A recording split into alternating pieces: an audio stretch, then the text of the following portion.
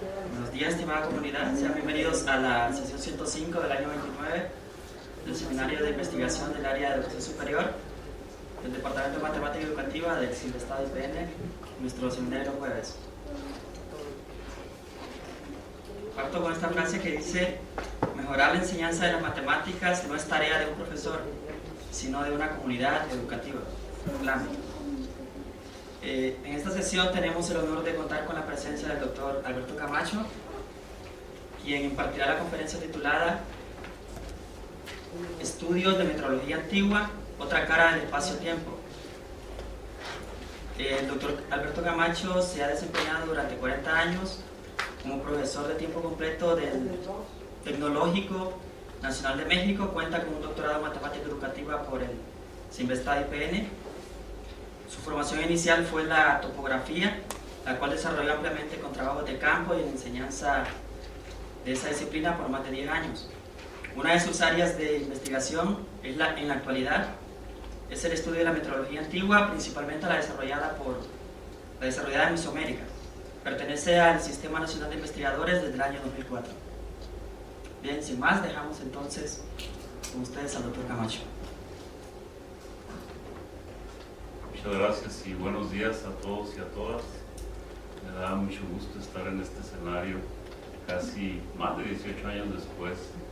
Recordaba yo hace un momento cuando salí de casa, cuando tenía 18 años precisamente, y ya no volví como hasta 12 años después, allá en el norte, y recuerdo que varios de mis hermanos ya no me conocían.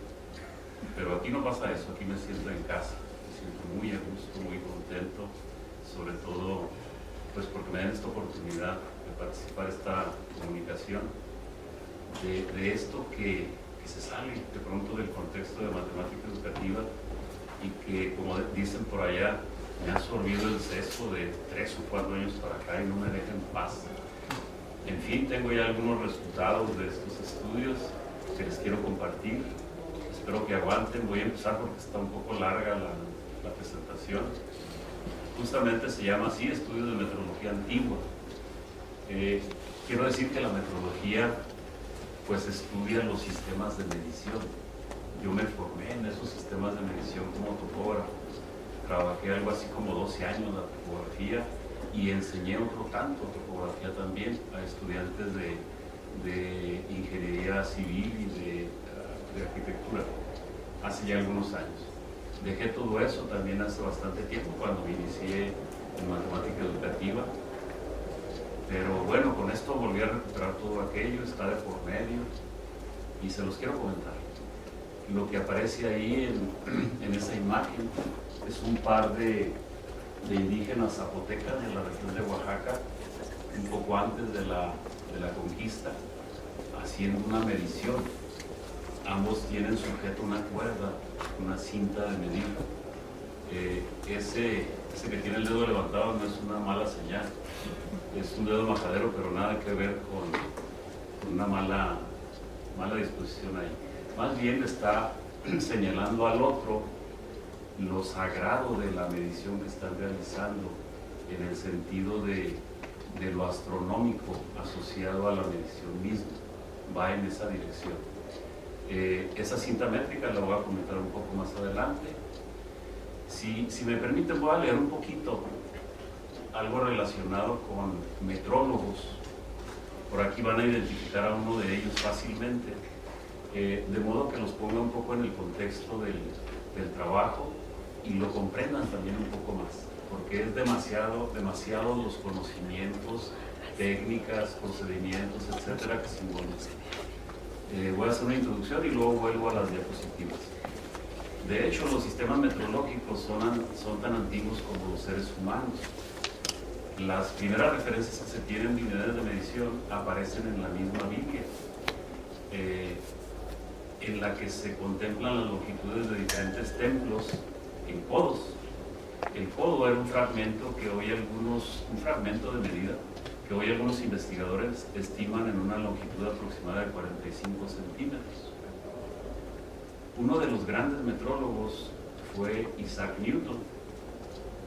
Newton se sintió cautivado por la belleza y la fuerza simbólica del templo de Salomón en Jerusalén. Este se levantó cerca del año 960 a.C. y él mismo trató de rescatar sus verdaderas medidas, puesto que consideraba que estas medidas eran divinas, en el sentido de que Yahvé le había participado a Ezequiel, un profeta, esas medidas para que a su vez construyera ese templo. Él le pasó esas medidas a Salomón y Salomón lo levantó en ese año. En consecuencia, para Newton esas medidas eran divinas y él deseaba rescatar pues las verdaderas medidas originales con las que se inició pues este tipo de levantamiento de templos. Sin embargo, esas medidas a lo largo del tiempo y en la época de Newton estaban totalmente tergiversadas y con todo ello él reportó en un documento que tituló algo así como los prolegómenos, algo de información relacionada con dichas medidas. Este libro tenía una apariencia de tratado técnico que escondía una síntesis del pensamiento de Newton sobre Dios, sobre el universo, la historia humana y el destino de la humanidad misma. Se sabe que Newton dedicó a esta investigación cerca de 60 años, de hecho muchos más que a los propios principios. Newton también destinó bastante tiempo en determinar los fragmentos de medida con los que se levantaron las pirámides egipcias. De hecho, escribió un libro al respecto llamado Disertación Cúbic, que está en latín, algo así como disertación sobre el codo, o sea, el fragmento del instrumento de medición, en el que, bueno, pues las pirámides estas se levantaron 2700 años antes de Cristo, y del codo él asume que las pirámides se midieron usando el que llamó pie egipcio de 0.3 metros. Esa magnitud determinada por Newton es muy valiosa. De hecho, metrólogos posteriores a él asumieron que esta parte valiosa de la misma. Esa magnitud fue corroborada más o menos un siglo después por la expedición napoleónica que invadió Egipto a principios del siglo XIX. En ese sentido, pues es valiosa, tiene sentido y se puede considerar como tal. Newton también descubrió el que llamó codo sagrado de 0.525 metros. No logró determinar las verdaderas magnitudes de las pirámides ni su naturaleza y origen, debido a que en su época las bases de los monumentos se encontraban totalmente cubiertas de arena, de modo que sus resultados fueron solamente aproximados. Otro metrólogo que incursionó en la búsqueda de los verdaderos fragmentos de medida de las pirámides fue el investigador italiano Livio Stecchini, quien reportó sus resultados en un libro, está en inglés, cuya traducción es algo así como Historia de las Medidas. Este se publicó en 1971. Stecchini hace un recorrido en la búsqueda de los fragmentos de medida utilizados por diferentes culturas, incluyendo aquellos empleados para levantar los edificios bíblicos, y establece la medida del fragmento del que reconoció como codo geográfico egipcio de 0.461693.504 metros. Él afirma que este último fue utilizado para realizar mediciones geodésicas y geográficas más amplias, mientras que el pie egipcio descubierto por Newton se usaba para las mediciones locales, como la construcción de edificios, elaboración de ladrillo y cerámica, etc. Tanto Newton como Stecchini, así como los metrólogos que le sucedieron, incluyendo a los actuales, se aferraron a la determinación de las medidas de los fragmentos de los instrumentos de medición, sujetándolas a una postura de naturaleza antropocéntrica. O sea, consideraban que las manos, los pies, el tamaño del cuerpo humano tenían que ver con esos fragmentos. Esa visión no les permitió, ni les ha permitido aún en la actualidad, reconocer la verdadera naturaleza del sistema de medición que se halla detrás de los propios fragmentos. En lo que sigue de la presentación voy a hablar de esa verdadera naturaleza de los fragmentos de medición antiguos y las consecuencias de su aplicación, principalmente de las estructuras egipcias y mesoamericanas.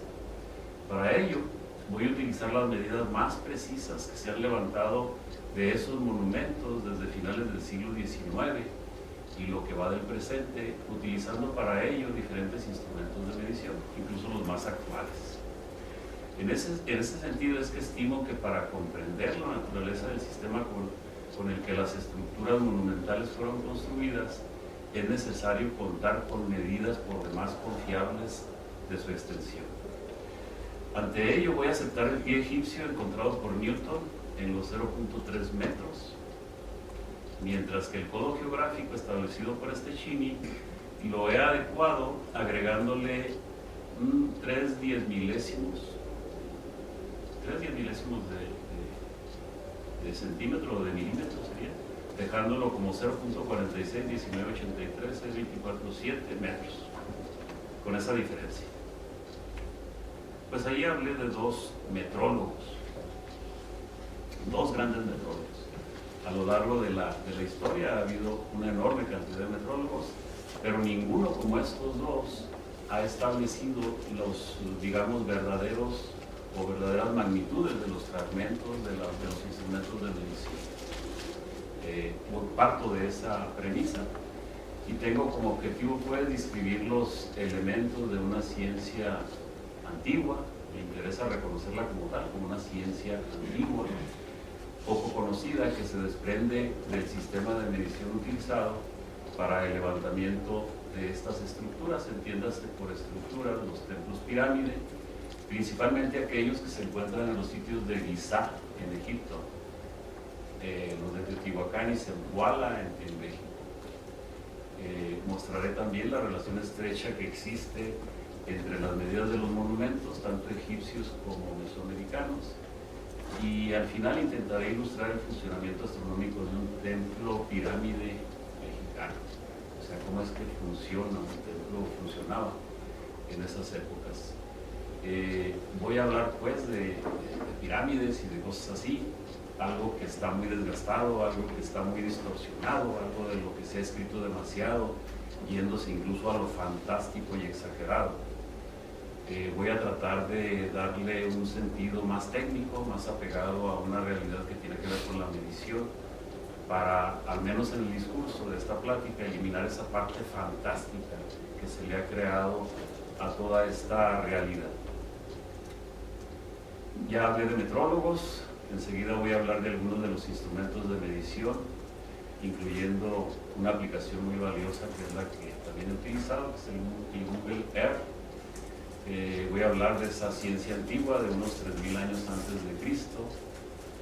Hablaré de lo que es un sistema astronómico de medición, de estos que también se les llama de esa manera yacimientos arqueológicos o sitios arqueológicos como Giza, Teotihuacán y Zempoala. Se puede hablar de muchos más sitios, hay más, pero bueno, elegí estos, porque de estos tengo medidas muy precisas, por esa razón. Hablaré de esas relaciones metrológicas entre las estructuras, de modo que ya al final pueda concluir con algunas cuestiones que de ahí se desprenden. Este que aparece ahí es un codo egipcio.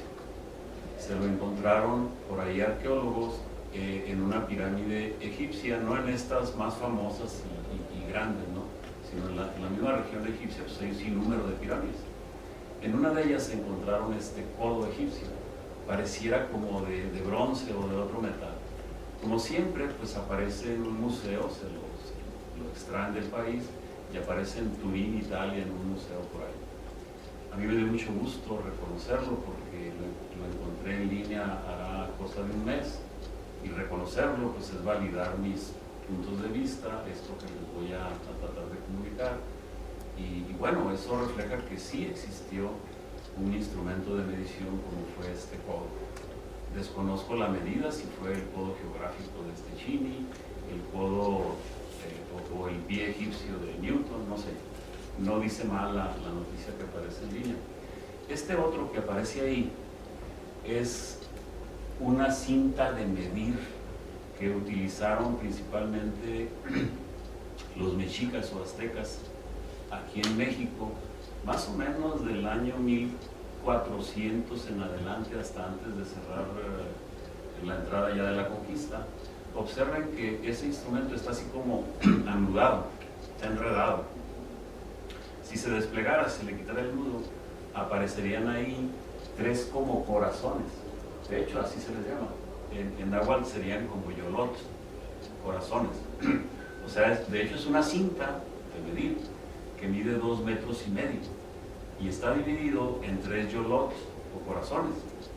Y luego entre cada dos yolots aparecen otras 3 subdivisiones. Esas subdivisiones son pies mexicas. Un yolot mide 0.83333 metros. Un pie mexicano o mexica es de 0.2777. El total mide 2,5 metros. Se le conocía como octacac, así le llaman algunos investigadores. Otros le llaman tlalcuahuil, que significa algo así como medida de tierras. Las dos excepciones son valiosas. Estas otras, bueno, yo ya las utilicé en la época de trabajo topográfico, son cintas cotidianas para medir. Miden alrededor de unos 30 metros, tienen subdivisiones en centímetros y milímetros. Ese es un teodolito común corriente. Y aquí se está haciendo una medición con estadia o estadar, también un instrumento de medición muy cotidiano desde hace bastantes años, más o menos del siglo XVII para acá se utilizan estos instrumentos. Este que aparece aquí ya es de mucha precisión. La precisión es sujeta en lo angular y en lo lineal. Pues en lo angular sería a determinar ángulos hasta centésimos de segundo, por ejemplo, dependiendo del instrumento. Y en la medición, pues sobre todo medir distancias con una precisión de hasta milímetros, que es lo que dan estos instrumentos. Este otro es un instrumento muy valioso, este que aparece acá, es un telurómetro. Este fue construido o experimentalmente surgió en 1956, lo desarrolló un ingeniero sudafricano en esa época y trabaja a través de ondas de radio o microondas. De hecho, esa parte que aparece ahí sería la cabeza que se monta en un tripié, así como está el teodolito, y otro igual se pone en el otro extremo de la distancia por medir. Las experimentaciones que se llevaron a cabo en los años 50 a través de fases de ondas de radio permitieron determinar distancias de hasta 50 kilómetros, hasta milímetros, o sea, con una precisión estupenda. Yo todavía ni siquiera nacía y ando en los 61 años, ¿no? Ya, o sea que hace rato de aquello. Lo más interesante de este instrumento es que en su origen medía en tiempo, o sea, las distancias las medía en nanosegundos. Es una exageración para esa época. Estos llegaron aquí a México más o menos en los años 70. Yo los utilicé en la Secretaría de la Reforma Agraria donde trabajaba y hacíamos mediciones con una exageración muy grandes. Bueno, todavía existe. Finalmente, este último es un distanciómetro electrónico, estos que les llaman también los topógrafos estaciones totales, que van montadas también en un tripié y además van pegadas también a un teodolito. Estos trabajan con rayos láser, también los utilicé yo más o menos en los años 80 y con una precisión ya endiablada, hasta milímetros también trabajan. La ventaja que tienen es que sirven para, digamos, medir distancias más cortas, 5, 7, 8 kilómetros, 10 a lo más, y se trabaja muy cómodo con ellos. Este es el Google Earth, es una aplicación que desarrolló la NASA hace algunos años. Obviamente que la desarrollaron para ellos, la utilizaron hasta donde pudieron, y ya que vieron que no causaba problemas soltarla, se la vendieron al Google, se las compró y está libre la aplicación, es muy valiosa. Con esta aplicación uno puede ir a cualquier lugar del mundo, simplemente poniéndole ahí el lugar a donde quiere uno ir, una pirámide, un lugar que uno quiera medir o reconocer, etcétera, etcétera, ¿no? Para hacer mediciones con el Google, yo por ejemplo medí la distancia que hay de la pirámide del Sol a la pirámide de Quetzalcóatl, que es de las que voy a hablar un poco más adelante. Para medir, bueno, puse pirámide del Sol y se fue directo a la pirámide del Sol. Para hacer la medición, lo que hice fue enfocar lo más posible el centro de la pirámide y ponerle ese pin ahí, ese amarillo que aparece. Lo mismo hice con la pirámide de Quetzalcóatl. Y ya que la estuve ahí, hice la medición. La medición aparece acá abajo. Están las dos pirámides con sus pinos. Y puede uno utilizar esa regla amarilla que aparece ahí y unir los dos centros y determinar la distancia. Lo que aparece arriba es un levantamiento que realizó un arqueólogo de origen japonés que vive en Estados Unidos y viene mucho a México, a Teotihuacán, y ha desarrollado mucho trabajo arqueológico, de nombre Saburo Sugiyama. Sugiyama utilizó un distanciómetro electrónico como el que miraron hace rato y midió la distancia entre los centros de las dos pirámides. Con esta precisión le dio 1194.99 metros con el distanciómetro. Midió además más longitudes a lo largo de todo el sitio arqueológico. Yo la obtuve acá en el Google y me quedó 1194.97. Le fallé por 2 centímetros. Lo único que significa es que el Google da muy buena precisión, sabiéndolo utilizar. Obviamente que la medida real pues, es la que tuvo Sugiyama en el campo, porque el instrumento de medición y la realidad pues, son muy diferentes de hacerlo acá.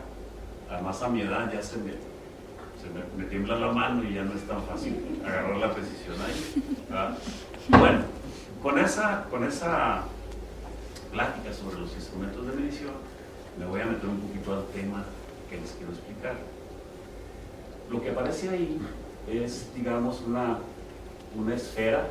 Bueno, realmente la Tierra no es esférica, es aparentemente esférica. La Tierra tiene 2 radios, un radio polar, un radio ecuatorial. Lo que aparece aquí también es un círculo máximo, algo así como un meridiano que pasa por los polos.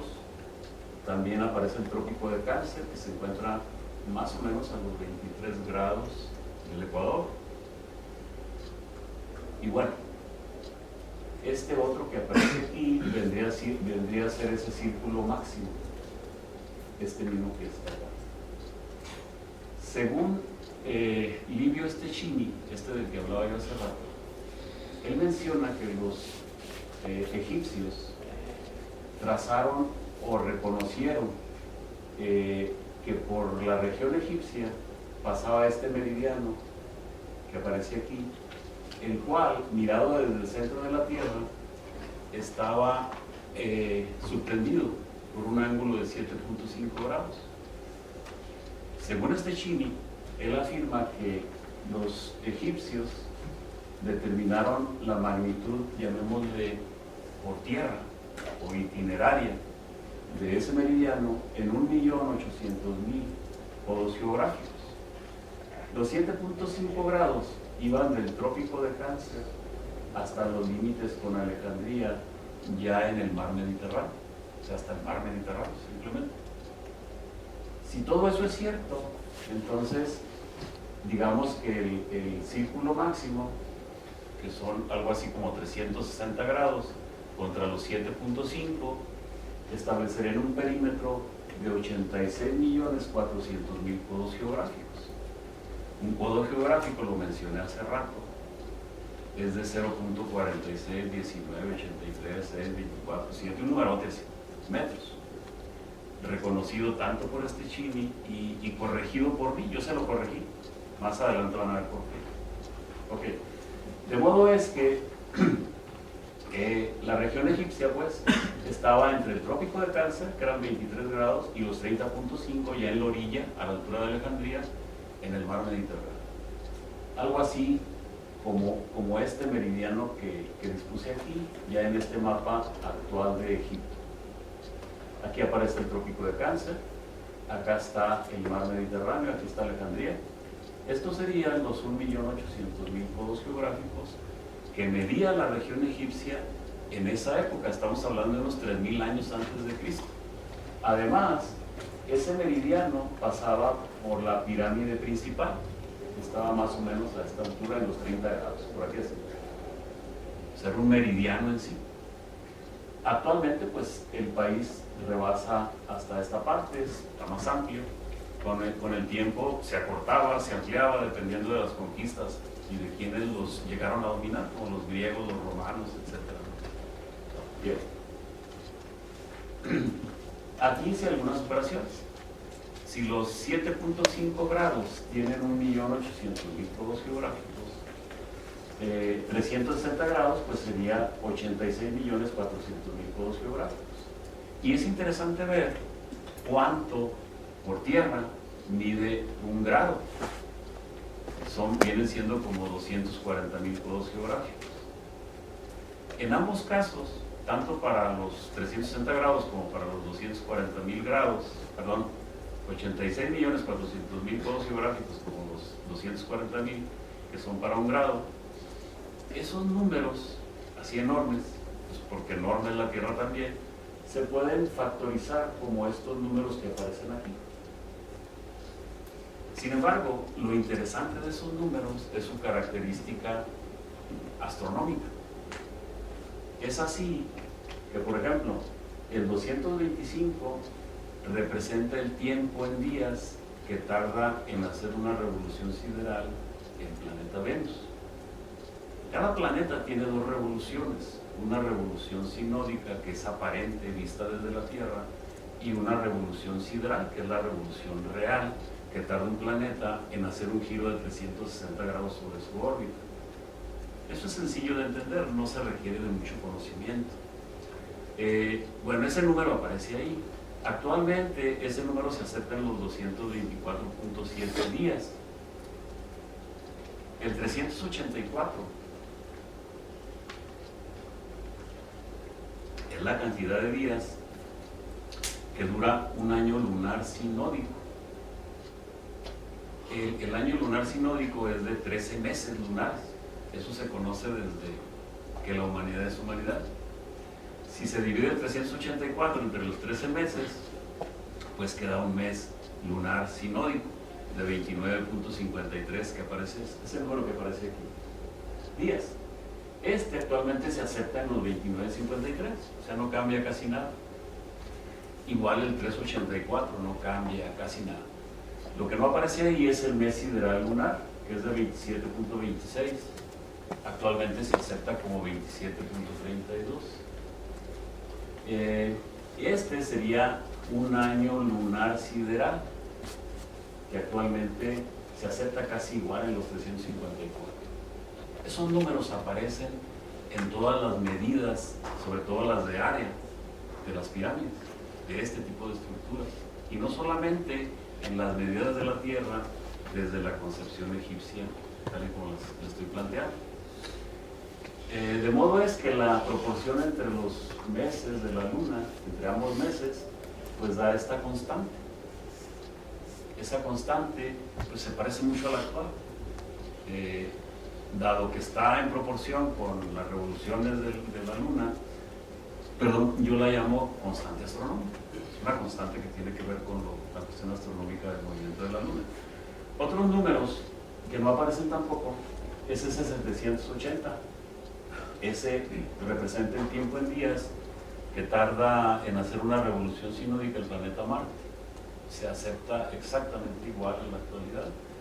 Y su revolución sideral, que es de los 686.4 días. Actualmente cambia casi nada, casi se acepta igual.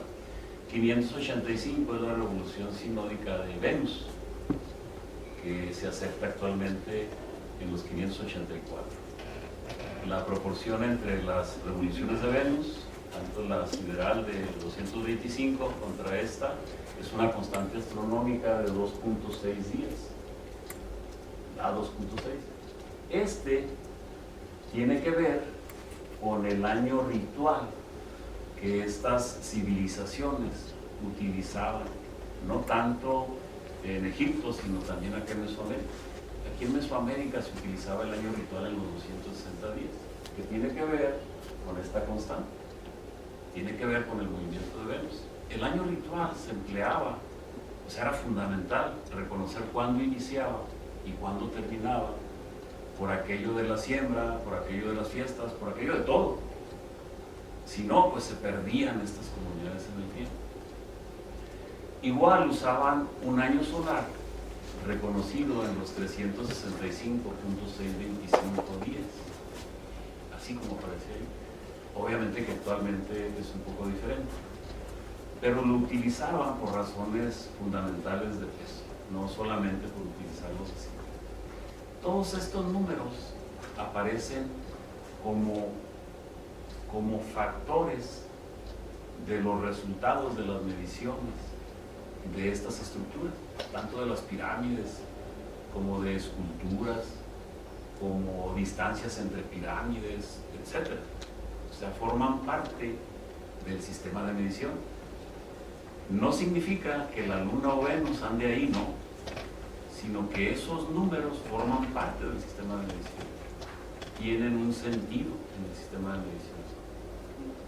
Bien, esas son las pirámides de Giza. Esa es una panorámica que tomé con el Google. Realmente se le conoce como yacimiento debido a que en realidad es un panteón. Las pirámides eran dedicadas cada una a un faraón, y al lado de la pirámide principal, que es esta, la de Keops, aparece todo el panteón donde estaban los hijos de los faraones enterrados.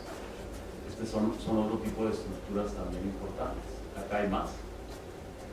Voy a hablar de las dos primeras en términos de cómo se midieron, en términos de cómo aparece este sistema de medición involucrado en sus propias medidas. Es en ese sentido que el sistema de medición le da un sentido a las medidas mismas. Bien, esta que aparece ahí es la pirámide, la del medio, se llama pirámide de Kefre. La foto de este lado es tomada con el Google, y esta pues es una imagen que aparece en línea. Esa pirámide fue medida con mucha precisión por un topógrafo de apellido Petrie, que era inglés, y el reporte de las longitudes pues está prácticamente en un libro de toda la medición que realizó en Giza. De ahí tomé esta parte en la que se mencionan las longitudes de los lados en pulgadas inglesas. La parte norte, el lado norte pues de la pirámide, mide esto, 8.471.9 pulgadas, el este esta, etc. Tiende a una regularidad, la base cuadrada, tiende a ser cuadrada. Obviamente con el paso de los siglos las medidas difieren, el paso del tiempo las distorsiona, pero yo parto del supuesto de que en su origen era cuadrada. Lo que hice enseguida fue multiplicar cada una de las longitudes por una pulgada y convertirlas a metros. Acá están en metros. Y el mismo Petrie determina un promedio que viene siendo este, que aparece aquí. De ese promedio yo adopté este otro, o sea, realmente le quitaría unos milímetros a esta parte del promedio y lo dejé así. Este sería para mí el lado de la pirámide, el lado cuadrado de la pirámide, o el lado de la base cuadrada de la pirámide. También determinó la altura de la pirámide, y debido a que utilizó un teodolito de aproximación en segundos, angular en minutos, pues tenía errores obviamente, y utilizó una cinta métrica pues muy precisa, eso sí. Y dijo, por acá dijo que la pendiente de las caras era de 53 grados 10 minutos más menos 4 minutos. Yo lo que hice fue quitar los 4 minutos y lo dejé en 53.07.48, todavía con centésimos de segundo, debido a que esta pendiente se acepta actualmente, se acepta hasta los 48. Eso hace, dejando el lado así y la pendiente así, hace o permite determinar la altura, dado que se tiene la pendiente y el lado. Esa sería algo así como una imagen de la pirámide. Este es el ángulo o pendiente. Lo curioso es que la tangente del ángulo queda 1, 3, 3, 3, 3, 3, así. Si uno la determina, la calculadora queda así. Pero eso es como un promedio, una proporción entre los movimientos de Marte y Venus, de las revoluciones de los dos. Si quieren, no le den importancia a eso. simplemente la tangente del ángulo es esta. Lo que hice con eso fue calcular la altura. La altura me quedó así, con ese ángulo y la base. Quedó así. 143, 5,3 es ese. Después utilicé el pie egipcio de Newton, determinado por Newton, y dividí los lados y la altura entre 0.3. Y me quedaron esas magnitudes. Esta para la base y esta para la altura. Puede uno sacar un sinnúmero de regularidades y proporciones entre las caras, el volumen, etcétera, etcétera. Me llevaría aquí la hora haciéndolo. Lo voy a fijar nada más en el volumen. Voy a empezar por el volumen, que es 1/3 de la base de la altura, 1/3 de la base por la altura. ¿Sí? El volumen, pues acá está, dado en pies egipcios. Esta sería la base, el área de la base, por la altura. Da esta cantidad en pies egipcios. Pero esa magnitud se puede factorizar como estos 3 factores, así con una precisión endiablada. O sea, no sobra ni falta nada. Tú haces una en la calculadora y te queda eso. Por un lado, aparece el movimiento de Venus, el año solar y el año lunar. Así factorizado. Amén. Casualidad, no sé. Pero son demasiadas las casualidades que van a seguir. Esta es la pirámide de Giza, o sea, la principal, o de Keops. También se le conoce como Keops. Esta es una imagen que aparece por ahí en línea. Esa pirámide ha sido medida a lo largo de los años por el mismo Petrie, que fue de los primeros, hasta el año 2015, que se realizaron todavía mediciones de ella. En todos los casos, utilizando instrumentos de los más precisos de cada época. Aquí aparecen diferentes mediciones desarrolladas tanto sobre la base como del cálculo de la altura misma. A diferencia de la otra pirámide, a esta pirámide le quitaron un revestimiento que tenían las caras, así como los revestimientos que le ponen a los baños, ¿no? de cerámica. En una época se la quitaron y la utilizaron para construir otras cosas. De modo que la altura pues solamente se puede calcular a través de la pendiente también. Bueno, Petrie determinó estas magnitudes cuando la midió en 1883. Otro inglés utilizó mejores instrumentos de medición en 1925 y obtuvo esos lados, o esas magnitudes para los lados de la base. El mismo gobierno egipcio la midió en 1925 y obtuvo esas magnitudes. Este Dash es un norteamericano de San Diego, con un equipo de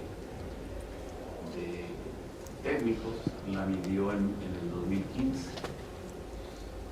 Yo lo que hice, pues, fue utilizar el estilo de Gauss y sacar promedios de los lados. Los instrumentos de medición fueron de lo más sofisticado de cada época, hubo mucha precisión en la determinación de las medidas y lo que hice fue sumar y sacar promedios. Y determinar un promedio de promedios. Me quedó esto, 230,399, para el que consideré es el lado de la base también cuadrada de la pirámide. Y las estimaciones para la altura, pues están las de cada uno. Yo asumo que la más cercana es esta de Paul, de 146,71, a la que le robé como unos 8 milímetros para disponer la mía. Esta. Entonces, en total dejé los valores, el lado de 230,4 y la altura a 100 metros, de modo que la diagonal pues me queda así también en metros.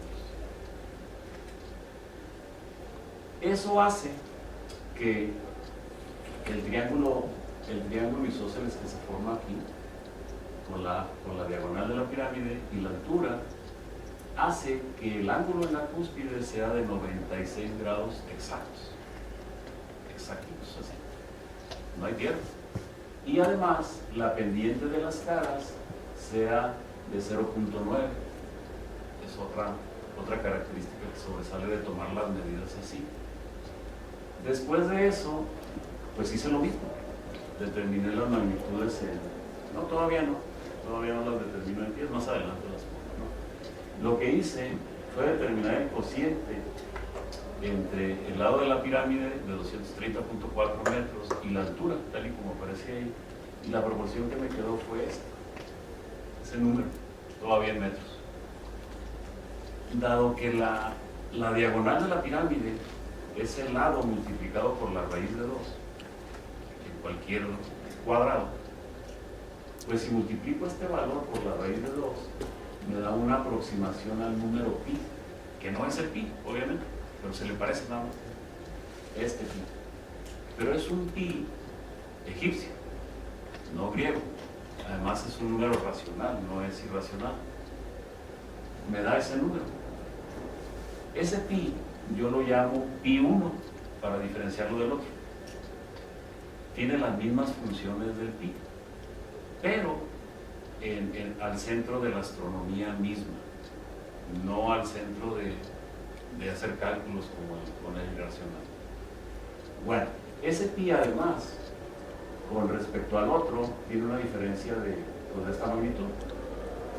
Es muy poco, ¿no? Es casi nada. Ya lo dije, es racional, pero además se puede construir desde la perspectiva de los movimientos de la Luna, de las revoluciones de la Luna. Por ejemplo, si lo quiero construir, lo construyo multiplicando un año lunar sideral por un mes sinódico de la Luna por 3 y entre 10.000, y me queda igualito que el otro, el que determiné de la pirámide. O bien lo puedo construir con el otro, el de 384 por el mes sideral por 3 y entre 10.000, me da igual. Entonces tengo dos formas de llegar a él. Quiere decir que es muy diferente del otro. Si lo adopto como pi, de manera semejante al otro, pues puedo determinar el radio de la Tierra. Si tengo el perímetro ya, 86.400.000, es el perímetro, lo divido entre 2 pi 1, que es este, y me da el radio de la Tierra, desde el punto de vista egipcio. Acá está. Aquí lo dividí y me dio en codos geográficos, porque está en codos geográficos, pues esta magnitud. Pero el codo geográfico, pues vale esto en metros. De modo que si multiplico ese número por un codo geográfico, me queda en metros. El que se acepta actualmente, pues es este de acá. La diferencia entre los dos son 3 kilómetros. Este es el radio polar. Acuérdense que hay dos radios. Es el polar. 3 kilómetros, pues yo no sé cuál de los dos esté mal, porque ese es un promedio nada más. Los dos están bien. No es nada de diferencia, realmente. Eso significa que las investigaciones de este Chini pues no estaban muy alejadas de la realidad egipcia. Es lo único que significa. Bien. Esa es la pirámide de Keops o de Giza, la principal. Aquí ya la trasladé, los lados los trasladé a pies egipcios, dividí el lado entre punto 3 y me quedó esta magnitud. Pero ese 768 es 2 veces un año lunar. 2 veces un año lunar. Yo no me estoy inventando nada. 2 veces un año lunar. Quiere decir que está medida en tiempo. Además, el perímetro de la base, pues me queda como 3072, multiplicado por 4. Pero luego, si considero la altura como el radio de un círculo que pega en el centro de la pirámide y determino con el pi egipcio, el perímetro de ese círculo, me da igual. Sin infinitamente pequeños, sin límites, sin aproximaciones. Me da igual. No hay ninguna diferencia. Quiere decir que el pi pues me determina también magnitudes astronómicas, pero este pi con el otro no me da nada. Me distorsiona todo el otro. Bien. El volumen de esa pirámide en pies egipcios viene siendo este. El volumen del mismo círculo me da este. La proporción entre el volumen y el área, este es el área, está mal aquí, entre el volumen de la pirámide y el área del círculo, me da 128, que divide al lado de la pirámide en 6 unidades. Bueno, esa es una regularidad que aparece en la pirámide. Si por otro lado miro la diagonal de la misma pirámide, pero en codos geográficos, no en pies egipcios, o sea, si divido el lado en codos geográficos, me queda esta magnitud.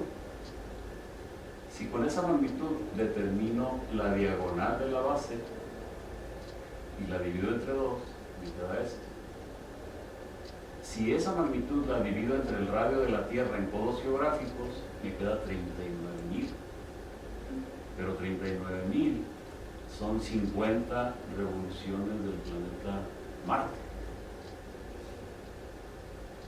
Esas regularidades aparecen en todas las pirámides, sean egipcias, mesoamericanas, etc.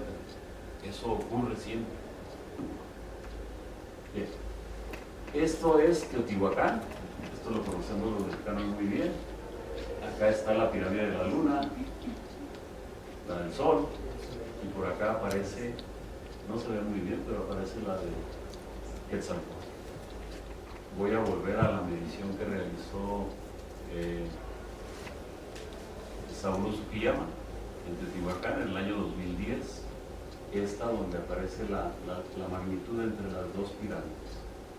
Y yo la comparé, o sea, la determiné también con el Google y le fallé ahí por 2 centímetros.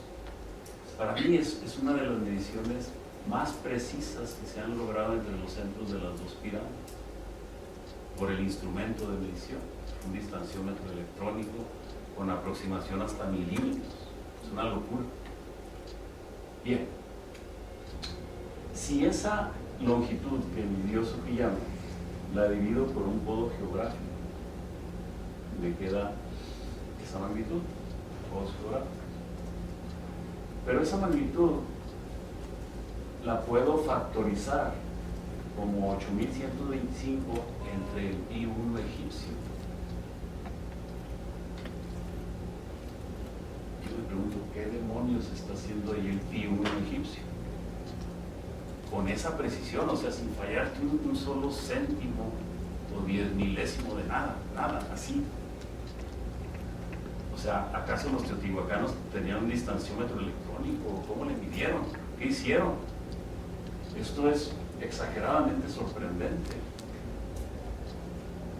O sea, a mí me sorprendió ver esto cuando lo logré determinar. Porque además esto divide a un grado geográfico en el sentido egipcio, que ya lo habíamos visto, que se puede factorizar así, como 8125 por un mes lunar. Lo divide. La división acá aparece, le daría la proporción así con el pi1 y con el año, con el mes lunar. ¿Qué significa todo esto? O sea, ¿qué locura es esta? ¿Qué se puede decir de este resultado? Si además ambas civilizaciones están alejadas en el tiempo, pues, por lo menos unos 2800 años de distancia. Es simplemente una locura. Para mí, desde el punto de vista geodésico, topográfico, geográfico, las dos pirámides representan una base geodésica exageradamente precisa, o sea, medida en su momento con una simple intención. Es parte de un meridiano geográfico también. En este sentido viene a ser parte de un meridiano geográfico. Lo que sorprende es la precisión con la que se midió la longitud. Eso es lo que más sorprende. Yo no me lo puedo explicar. Bien. Esta es la pirámide del Sol. La superconocemos. Yo lo que hice fue, bueno, a más de que se ha medido, han medido la plataforma de la base de la pirámide y la altura. La altura se ha medido desde principios del siglo pasado por diferentes investigadores, arqueólogos, arquitectos, ingenieros,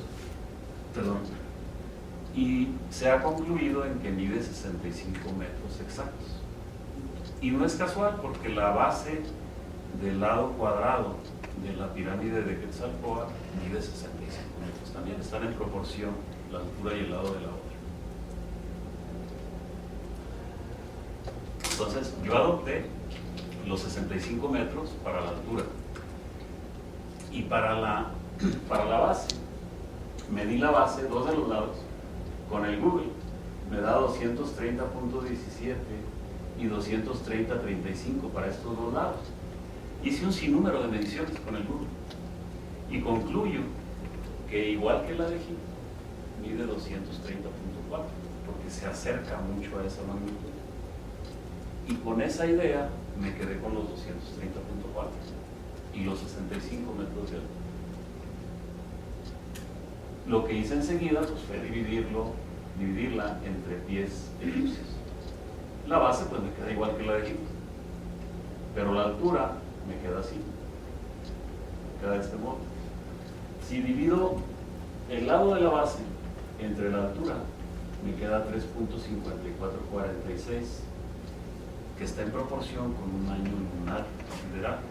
Es el mismo número, exactamente el mismo número.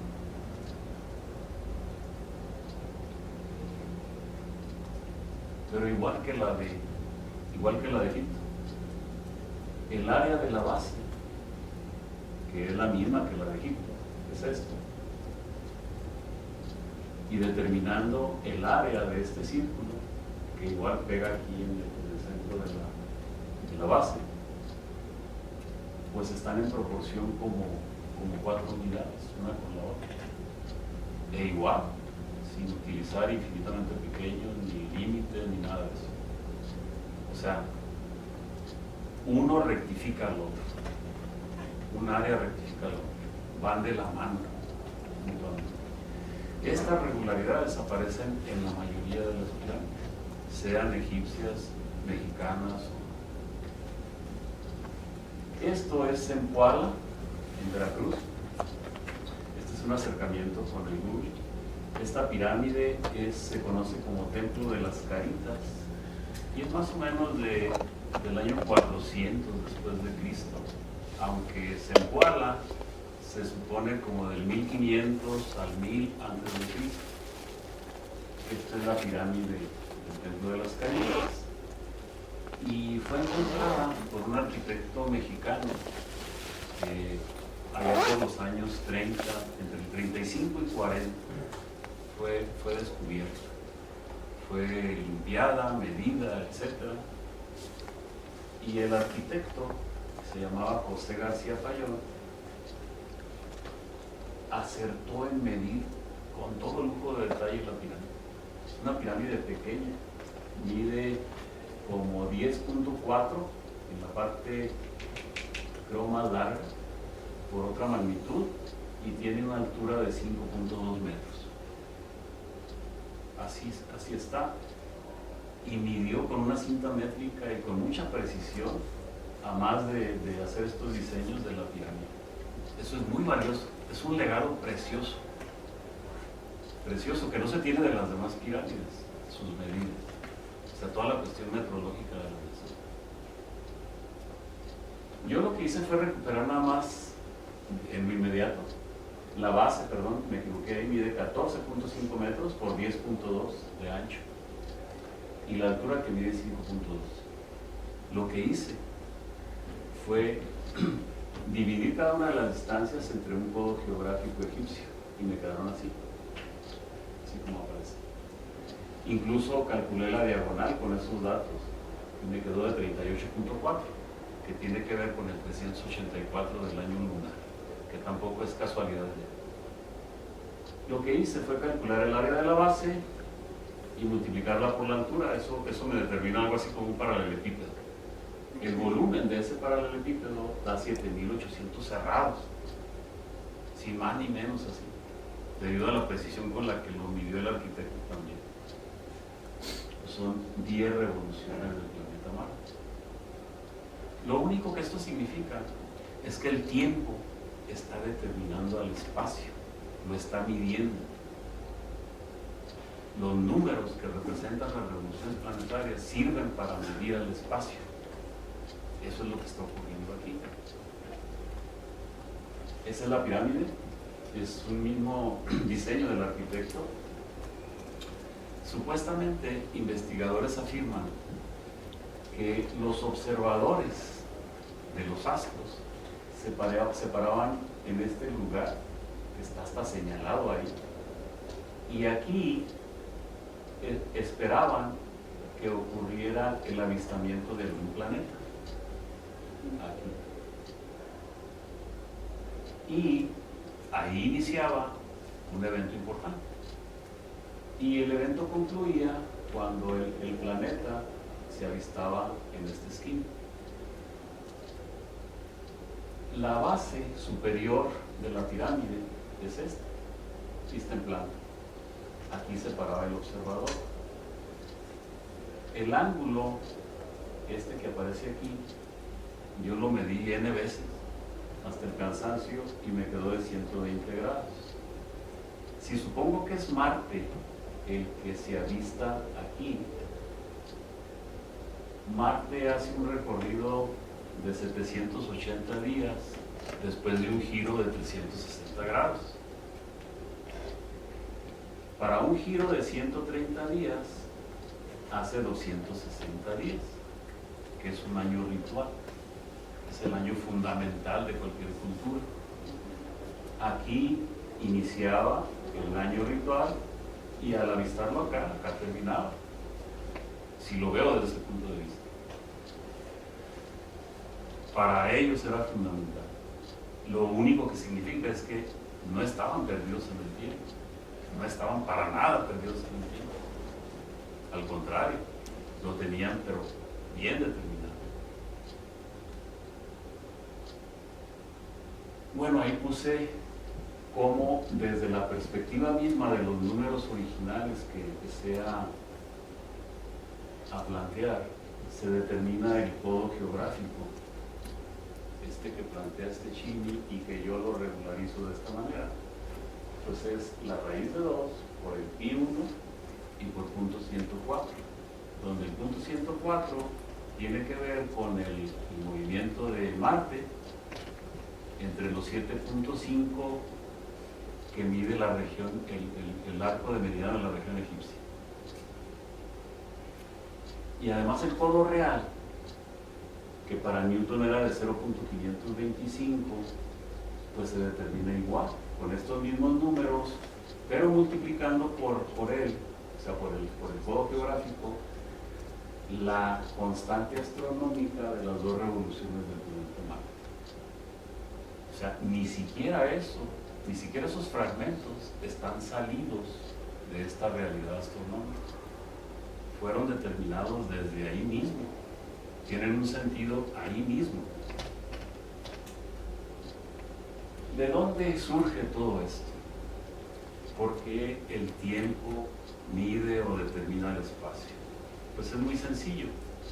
Si a los 86.400.000 codos geográficos que mide el círculo máximo que pasa por los polos de la Tierra en el sentido egipcio, le quito 3 ceros, me queda 86.400. Si esos 86.400 los divido 2 veces entre 60, me da 24. Eso significa que realmente los 86.400 representan un día normal como el nuestro. Por esa razón es que en ese sentido el tiempo determina el espacio. Este sería como un cronómetro que nos mide un día a nosotros en la actualidad. Si lo considero en segundos, por ejemplo, 3 horas medidas de aquí hasta acá, son 10.800 segundos. Pero 10.800 segundos son como un año solar por un mes lunar. Si fueran 6 horas, pues es lo mismo multiplicado por 2. 9 horas por 3, etc. O sea, la forma en que dispusieron el círculo máximo de la Tierra fue a través del tiempo mismo. Por eso les funcionó. Bueno, con esto termino. He hablado pues de un sistema astronómico que para mí es un sistema de medición universal, debido a que atraviesa diferentes culturas, diferentes civilizaciones, la egipcia, la teotihuacana, en este caso Zempoala, pero no solamente eso, un sinnúmero de culturas más, sobre todo las mesoamericanas.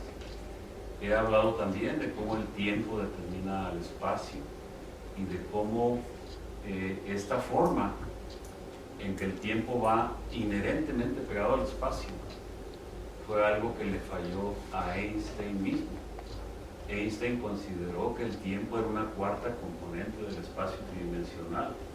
Eso fue lo más grave que supuso para darle sentido a la teoría de la relatividad, porque ningún físico de su época se lo aceptó. Al contrario, lo rechazaron e hicieron diversas propuestas para cambiar esa perspectiva.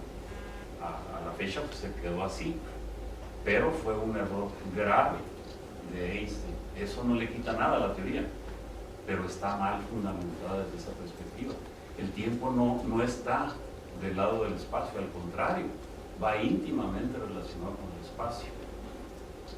Finalmente, pues hablé de una ciencia antigua que involucra diferentes facultades, tanto en Egipto como en Mesoamérica. Por un lado, las matemáticas, que involucran matemática, geometría, trigonometría, elementos del cálculo, como lo pudimos ver. También hay astronomía, topografía, geografía, geodesia, arquitectura, arqueología, algo de física, la historia misma, etcétera, etcétera. Desde mi punto de vista, esto no es la astronomía antigua, no, es una ciencia antigua que se perdió totalmente y sobre la cual los griegos construyeron la suya, que es la que heredamos nosotros. Pues con esto quiero cerrar y les agradezco mucho su atención. Si tienen preguntas, con todo gusto, en lo posible las contestaré.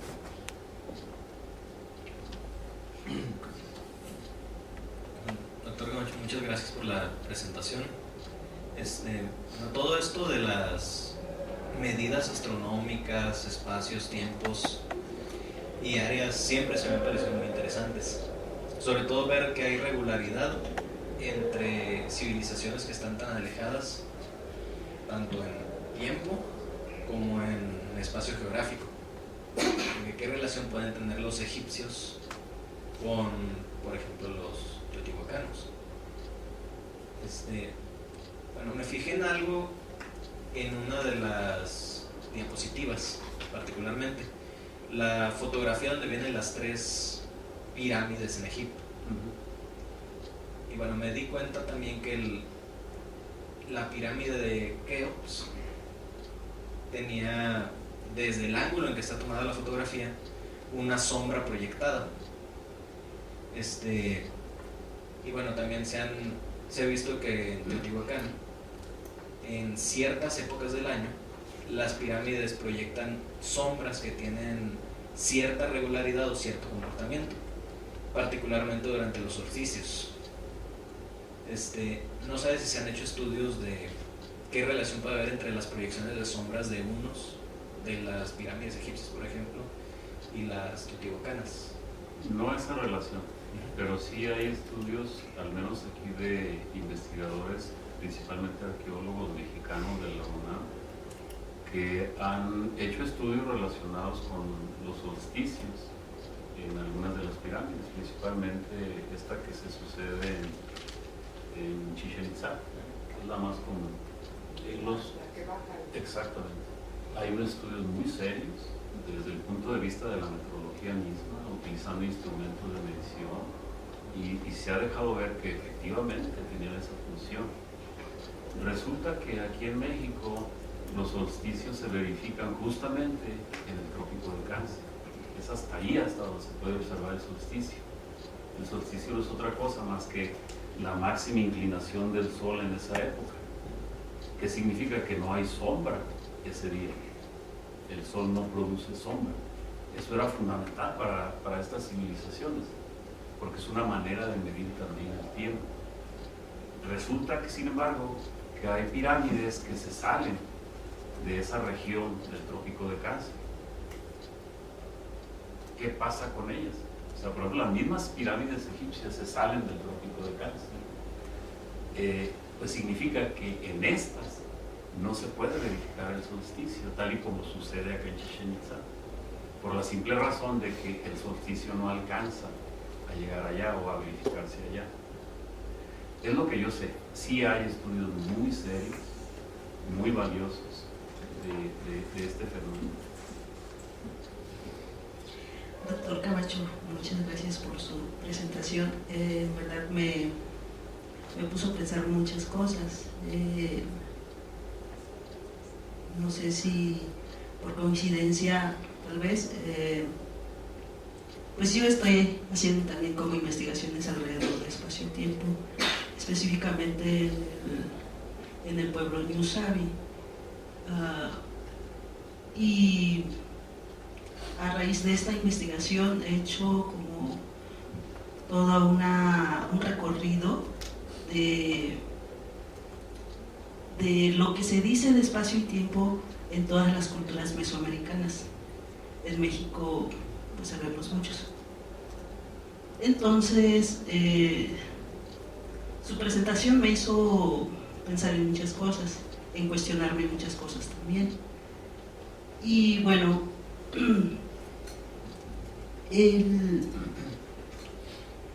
entiendo que su presentación giró en torno a las medidas, algo muy específico, es decir, en dar como evidencia cómo está esta relación del tiempo y cómo determina el espacio. Por las cosas que he leído, el tiempo está determinado en dos dimensiones. Una de ellas es el tiempo de vida y la otra el tiempo de muerte. Es decir, bueno, ahora la cuestión del espacio se compone de tres elementos. En estos tres elementos está la parte de lo terrenal, en un espacio terrenal, el inframundo, pero el cosmos también. Y bueno, pareciera ser que es como algo inventado o algo que no tiene fundamento, ¿no? Y más cuando se trata de una disciplina como la nuestra, que es matemática educativa, en donde en realidad sí se tienen que dar como muestras o comprobar, en otras palabras, lo que se está planteando. Entonces, muchos de los resultados que usted dio a conocer a través de algoritmos y esto, sí, efectivamente existe una gran relación. Por ejemplo, cuando se habla del espacio en su categoría del cosmos, obviamente existe esa relación de los movimientos lunares y el concepto que se le asignó a ese movimiento, el movimiento solar y el concepto también. Cuando, por ejemplo, se trata de cuestiones de rituales solares o bien rituales lunares, obviamente se contempla este ciclo que usted mencionó y las investigaciones así lo reportan, sobre todo de arqueólogos, historiadores, antropólogos, etcétera, ¿no? Más estas investigaciones en relación a la cuestión de sociales, ¿no? Y lo otro es de que, por ejemplo, una de las cosas que manifiesta es que el tiempo determina el espacio.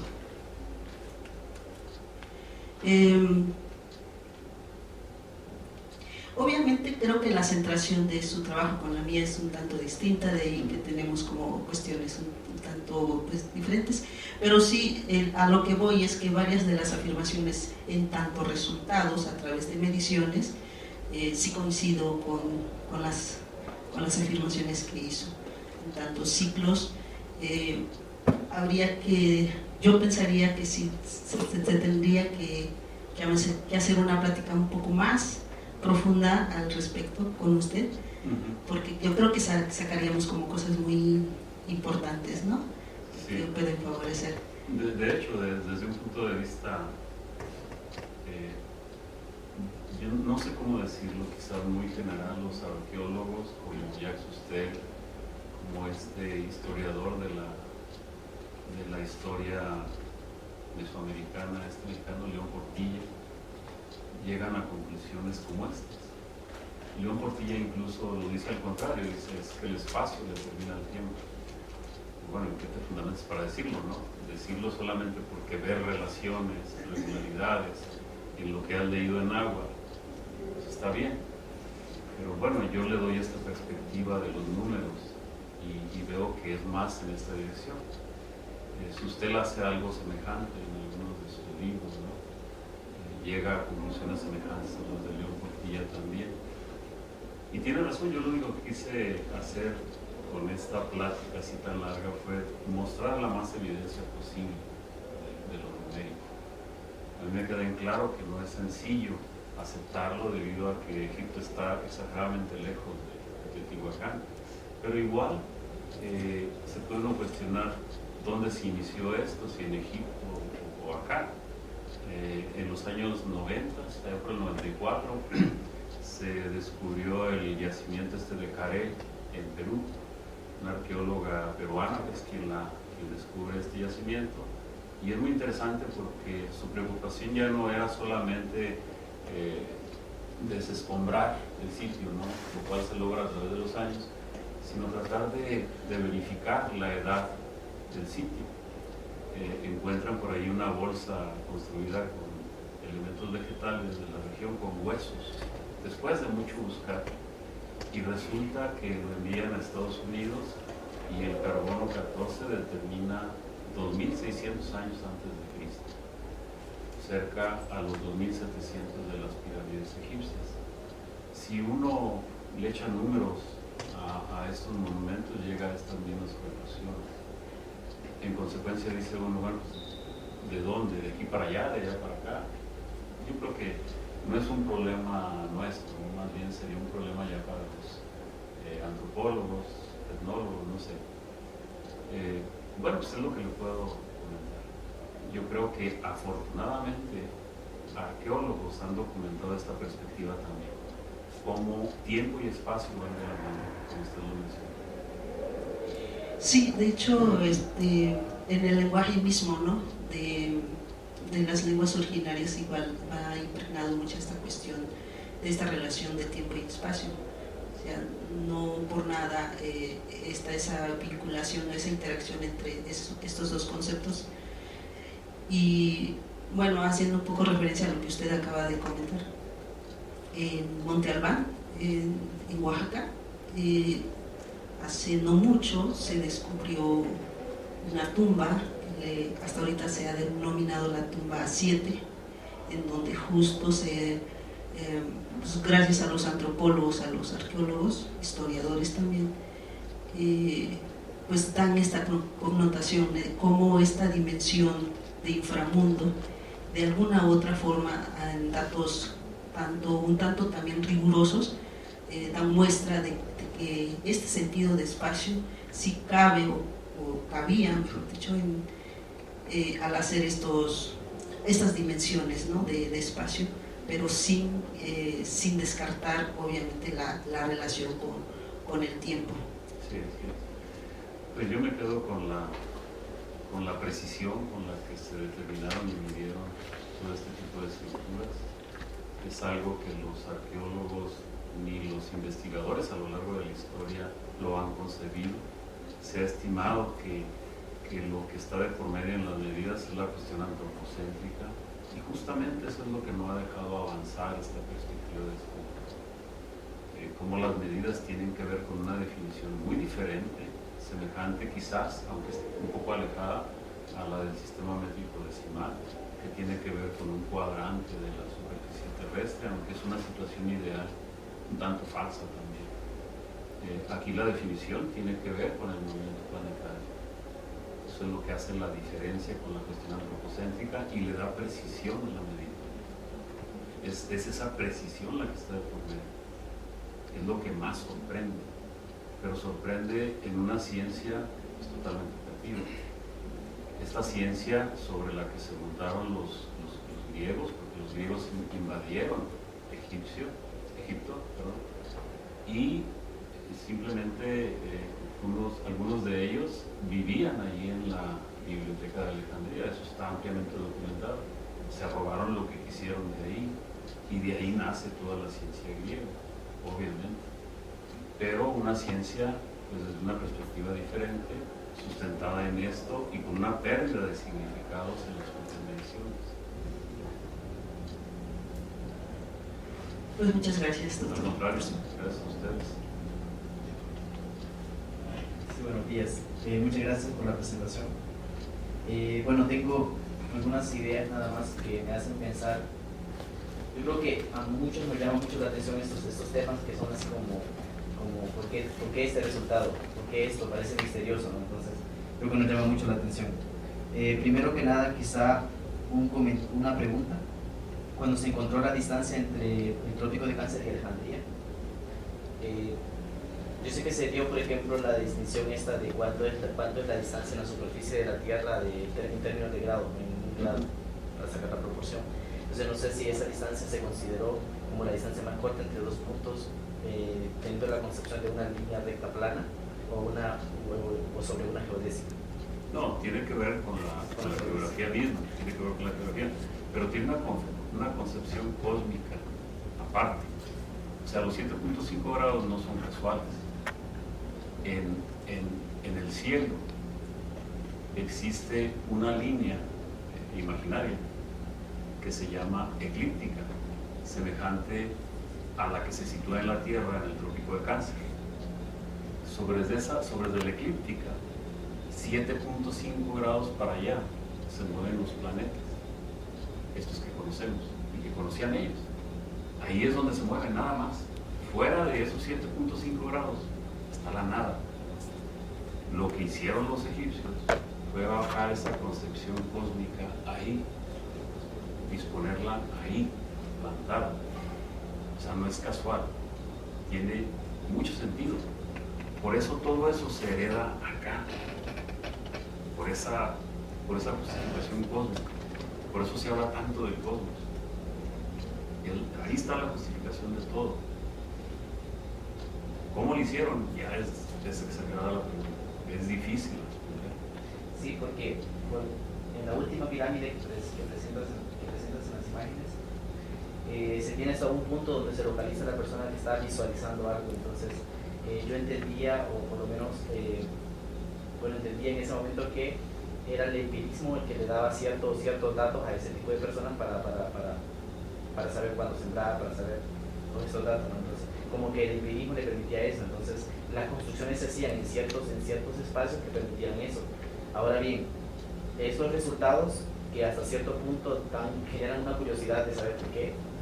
Entonces creo que porque no sé si se han hecho estudios o si conoce estudios sobre la trigonometría elíptica que permitan, por ejemplo, relacionar qué pasa con las cuerdas en el globo terráqueo entre la distancia que hay de forma lineal entre esas dos pirámides o de forma geodésica entre las dos pirámides. ¿Qué resultados se pueden tener alrededor de eso? Porque me parece, leí hace mucho, no recuerdo ahora ni dónde ni qué artículo fue, sobre esto de que decían que muchas explicaciones estaban relacionadas con eso de las cuerdas dentro del globo terráqueo que unía esas dos pirámides o las diferentes pirámides que habían. Entonces, pero no sé si conoce algunos resultados alrededor de eso. No, lo único es que este meridiano egipcio de los 240.000 o de los 7.5 grados están sobre la curvatura terrestre. O sea, si bien se pueden mirar como lineales, porque se pueden medir como lineales, pero realmente están sobre la curvatura, ¿verdad? Ahora, que tenga que ver, ahí sí habría que meterse un poco más para verificar qué tanto se involucra la trigonometría esférica en ese sentido. Es complejo, pero de principio ahí está. De hecho, el círculo máximo es un círculo máximo, no está medido linealmente, aunque linealmente lo podemos mirar, ¿verdad? Pero obviamente que tiene que ver con lo elíptico de la Tierra, porque además están considerando los dos radios de la Tierra. Aquí nada más puse de manifiesto uno, el polar. Sí, bueno, una cosa más nada más. Bueno, esto de que el tiempo determina el espacio, según los argumentos y los resultados que presenta, yo lo entendería por el hecho de que se está midiendo en términos de tiempo muchas cosas, pero no sé hasta qué punto, o sea, no me queda muy claro eso, hasta qué punto eso, el hecho de que se mida en términos del tiempo me permite a mí decir que el tiempo determina el espacio. Sí, es muy avesado de mi parte haberlo dicho. Y lo digo porque lo miro así, porque los números que representan los fragmentos, estén en pies o en codos geográficos, son números que tienen que ver con las revoluciones planetarias. Pero no significa que el tiempo mismo esté ahí de por medio en ese sentido. Simplemente significa que los fragmentos de medida se pueden disponer de esa manera. Y sí es muy avesado decir que el tiempo determina el espacio. Lo determina o lo mide en ese sentido. Sí, hay que aclarar. Porque de otro modo, por ejemplo, en la pirámide esa de Keops, el 768 son 2 años lunares. No significa que la luna transita por ahí en 2 años, ¿no? Simplemente es una unidad de medida. Sí. Muy buenos días, gracias por su presentación. Me ha gustado mucho, me ha dejado pensando, como comentaban los compañeros, y un poco admirado también. Un par de comentarios. Cuando nosotros estudiamos la historia de las matemáticas o la historia en general, nos cuentan, como lo mencionaba la doctora Farfán en un seminario, nos cuentan la parte bonita, nos tratan de contar lo que se considera, ¿no? Lo que consideran contar. Entonces, en los libros de historia es muy común encontrarse un montón de críticas y un montón de comentarios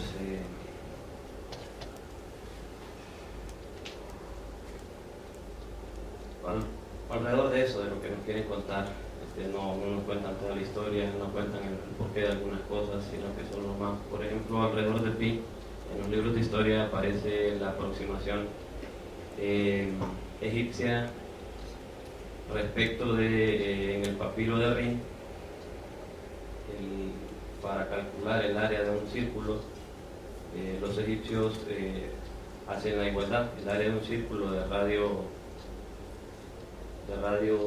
9 es igual a un cuadrado del lado 8, ¿no? Por ahí va el asunto. Entonces, y da, creo, el número que usted tiene presente, esa razón. Y solo nos la presentan los libros de historia como una muy buena aproximación de pi.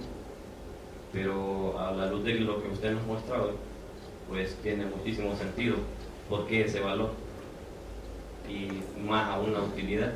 Porque en el papiro de Rin se muestran una cantidad de problemas de corte aritmético, de corte geométrico, no sé qué otros por ahí. En el ámbito geométrico, pues volumen, y específicamente volumen de granero. Ellos estaban interesados por ese volumen. Y algunos cálculos referentes a áreas de triángulos, por ejemplo, de trapecios, que en los libros de historia, como le menciono, nos dicen que son buenas aproximaciones, nos dicen por dónde están empezando, pero creo que verlo en esta forma habría buenas explicaciones para esas formas de razonar.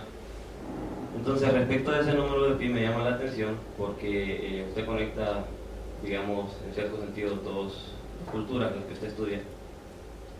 Alrededor de aquel lado, no donde estamos nosotros, se encontraban dos culturas en auge, en apogeo, digamos, a un tiempo tuvieron contacto, lo que es la cultura egipcia y la cultura babilónica.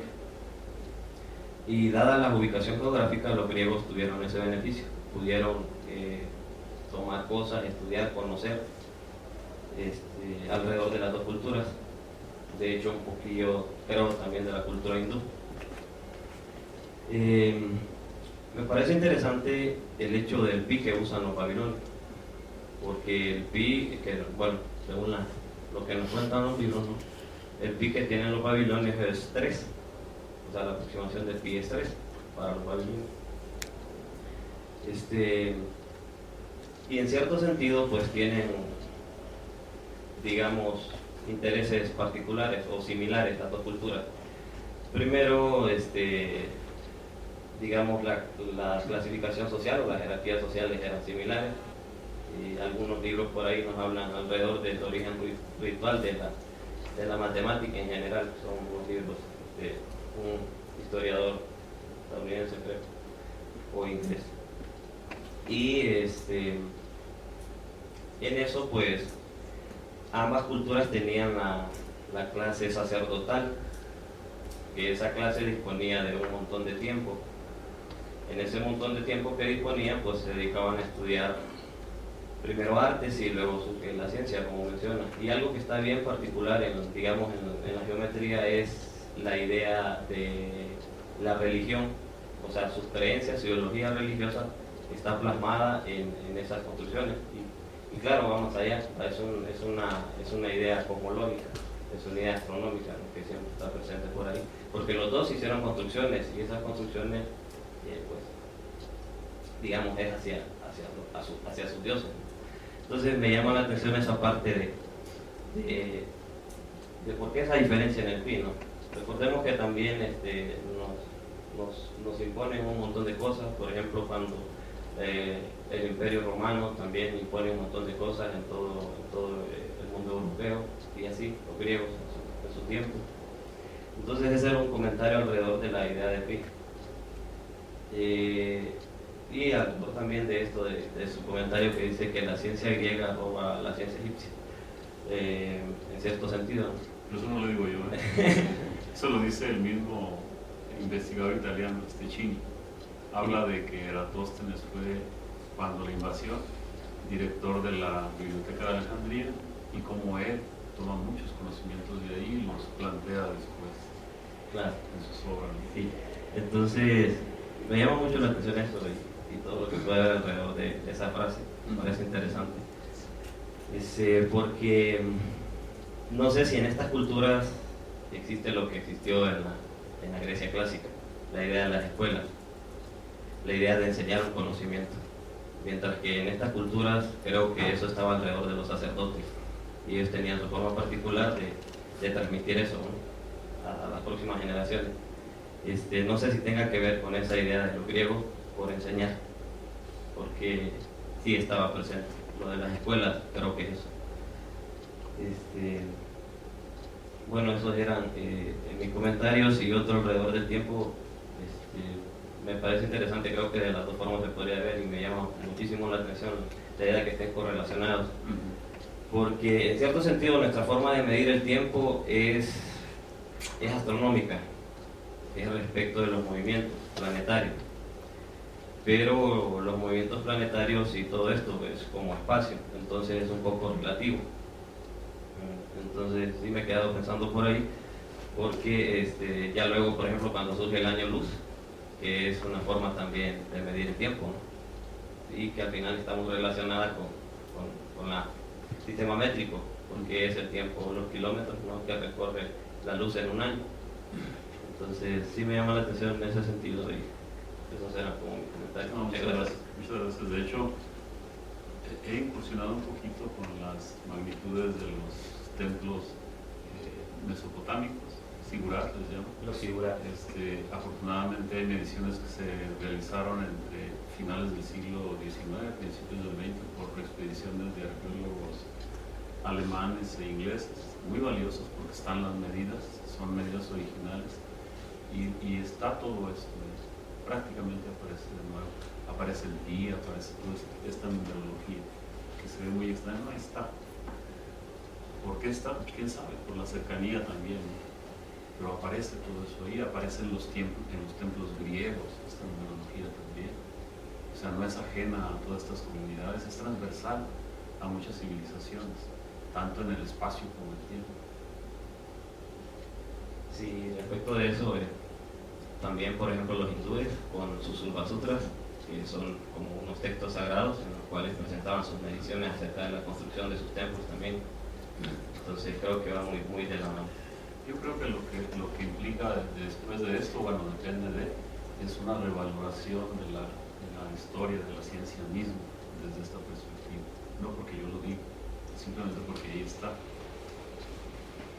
sea, no me hagan caso, ojalá y otro se meta con esto y va a llegar a este tipo de conclusión. En consecuencia se requiere de una revaloración de la historia y no solamente hacer investigación desde la ortodoxia de la ciencia griega, que finalmente todas nuestras tesis están cargadas por ahí, y no solamente las nuestras, incluso en Francia, ¿no? Hacen investigación partiendo de la cuestión epistemológica desde la propia ortodoxia de la ciencia griega. Y eso no es hacer investigación, porque además es retomar algo que ya alguien escribió, ni siquiera profundizas un poco más allá. Muchas gracias, Alberto. Bueno, yo voy a pensar en voz alta contigo, porque claro, lo que nos presentaste es sumamente rico, y digo, voy a pensar en voz alta y lo voy a hacer como epistemóloga, ni modo. Porque yo creo que es bien importante reconocer, o sea, empezaste un poco diciendo que te alejabas de lo que tradicionalmente hacemos en matemática educativa, pero yo me gustaría poner como el énfasis en por qué en la matemática educativa y, por ejemplo, en perspectivas sociales como la socioepistemología, necesitamos entender digamos, como este tipo de escenarios para, no solo en términos metodológicos, sino para entender los mecanismos de construir significado. Nosotros, por ejemplo, cuando hablamos de la teoría y hablamos de estos principios, en algunos seminarios con mis estudiantes les digo que para mí estos principios de la racionalidad contextualizada y el relativismo epistemológico es algo que compartimos con otras perspectivas sociales, porque tenemos que reconocer lo que es propio de quien lo construye. Y entonces tú nos diste ahorita ejemplos muy buenos, muy importantes, y que además muestran lo que necesitas hacer y estudiar para reconocer esa racionalidad contextualizada y ese relativismo epistemológico. De hecho, tuviste frases muy buenas, como diciendo, esta medida es propia de la astronomía. Claro, y es válida, pero es relativa a un quehacer científico en particular. Entonces, es bien importante, como por ejemplo, entender que esto nos habla de esa racionalidad y ese relativismo. Y bueno, que a esa profundidad tendríamos que entender lo que es propio de. Cuando vamos a hacer estudios a ciertos grupos, claro, pues vamos, hacemos observación, hacemos entrevistas, pero ¿qué sucede cuando lo que quieres estudiar ya no está vivo y a todo color? Pues claro, uno tiene que echar mano de estudios de arqueología, de antropología, de historia, pero tiene uno que lograr al mismo nivel que si uno va a hacer entrevistas o observación como participante, etc. A ese mismo nivel tienes que entender ese escenario, esa cultura. Entonces yo pensaría que esa es la forma en la que uno se sensibiliza ante la construcción de cierto conocimiento en culturas específicas. Y yo, por ejemplo, lo que empezaría a hacer como socioepistemóloga es, claro, es empezar a buscar y encontrar y documentar qué es lo común en esas culturas. Y eso común, digamos, sería como el planteamiento epistemológico que ahora sí podría utilizar para fundamentar un diseño, para analizar otro tipo de construcción de conocimiento de otros escenarios, etc. Entonces, yo no lo vería como alejado, lo vería incluso como necesario para las perspectivas sociales, sensibilizarnos ante lo que es reconocer el conocimiento relativo a un contexto, a un tiempo, un espacio, una cultura. Y a propósito de ese ejercicio que hice de como tratar de ver, y a propósito también de las cosas que ahorita estamos queriendo estudiar, yo lo que a lo mejor yo lo diría más que como decir el tiempo para determinar el espacio. Yo lo que estoy viendo solo de escucharte, de lo que nos mostraste, escuchaste, es que el tiempo se está utilizando para determinar la medida. Sí. Y la medida, y digamos como en este escenario de construcción a través de esa medida, es una de las formas de interactuar con el espacio. Porque cada una de las culturas tiene otros elementos ideológicos, culturales, situacionales, para determinar cómo es su espacio. Entonces, yo podría pensar que esas culturas, no sé si definían o trabajaban con un espacio diferente, pero la interacción con ese espacio se hacía a través, por ejemplo, de la medición del tiempo con los fenómenos más inmediatos, ¿no? El día, la luna, las estaciones. Y eso determinaba la medida. Entonces, lo que siento es eso, porque si encuentro un común en las culturas y pienso que el tiempo determina el espacio, ¿qué me explica que el espacio es definido diferente para esas culturas? Pero sí creo que el tiempo, o sea, usar el tiempo para determinar medida, esa sí es solo una forma de interactuar con el espacio, definido como la cultura lo define. Porque ese es, me parece, y creo que uno de los temas que se está discutiendo mucho, yo lo he leído en trabajos de gente de Australia, que está intentando integrar a ciertas culturas étnicas a la escuela, digamos como a la escuela más moderna. Y, por ejemplo, uno de los conflictos que están reconociendo es que vienen con una definición de su espacio diferente al espacio cartesiano de la escuela. Entonces, que si bien pueden superar dificultades técnicas, no usan esa matemática para interactuar con su espacio, porque su espacio se define de otra forma. Entonces, la definición del espacio sí creo tiene que ver con muchas variables, y en ese sentido yo no lo pondría como en una relación con paralelo tiempo-espacio, porque sí creo que al espacio se le define con muchas otras cosas, no solo con la medida. Y la otra que me gustó como mucho ver es, si bien las medidas, claro, como son medidas antropocéntricas, pues tendrán cada una sus mediciones, pero están siendo usadas en relaciones de proporcionalidad.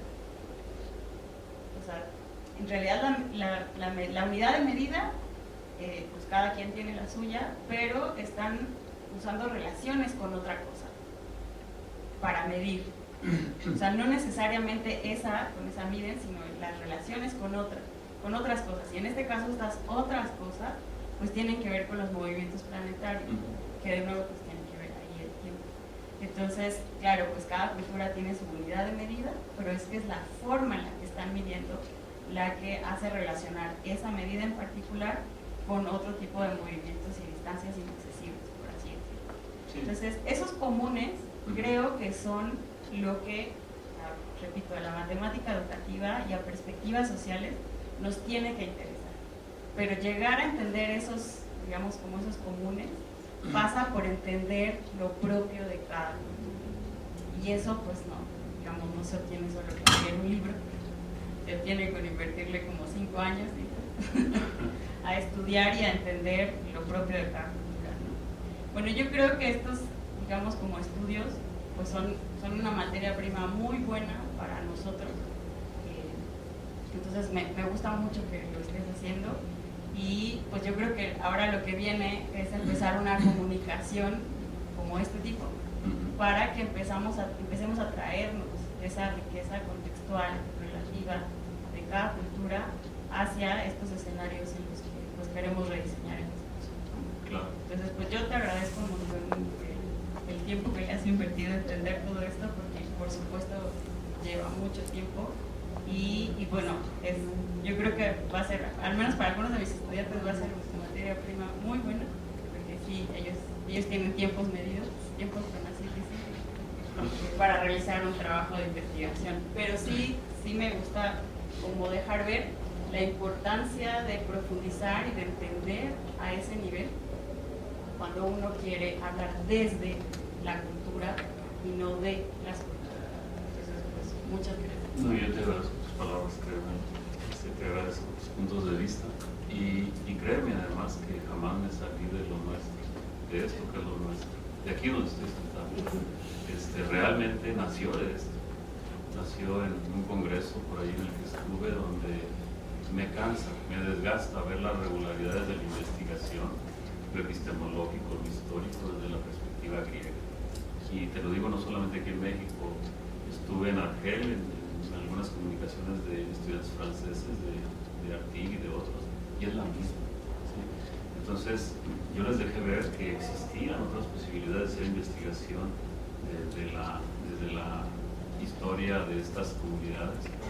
Y bueno, pues se queda uno igual, porque realmente te dicen, pues sí, pero ¿y de dónde me agarro? ¿No? Como que todo el mundo queremos ya agarrar aquello y hacer lo propio, ¿no? Entonces lo único que aparece ahí pues, es la ortodoxia griega y es de donde nos sujetamos. Pero yo creo que esta riqueza está ahí muy vigente, muy viva, en la cual hay que hacer todavía demasiada investigación. Y es nuestra además, porque nuestras comunidades están ahí. Cada vez se deterioran más los monumentos, pero pues hay que retomar lo que haya, no hay que dejarlo de lado. En fin, yo te lo agradezco también, me parece muy valiosa lo que me comentas y lo tomo en consideración, créeme, en todo lo que vale. Bien, dejamos la palabra con la doctora Farfán. Bueno, pues muchas gracias. Yo tuve la oportunidad, que hiciste favor de enviarme el artículo antes de que lo mandaras a publicación, y pues como te comenté en aquella ocasión me pareció muy interesante, pero ahora con la presentación todavía más me parece más interesante, porque igual que Gisela, pues sigo pensando dónde estoy, y pienso que esto va a ser muy importante para las investigaciones que alrededor de trigonometría se están realizando. Entonces yo les propondría en términos prácticos que lo inviten a comer. ¿Qué están haciendo? Trigonometría. Y que pues platiquen con él, porque supongo que te vas en la noche, ¿no? No, ya me voy. ¿Ya te vas?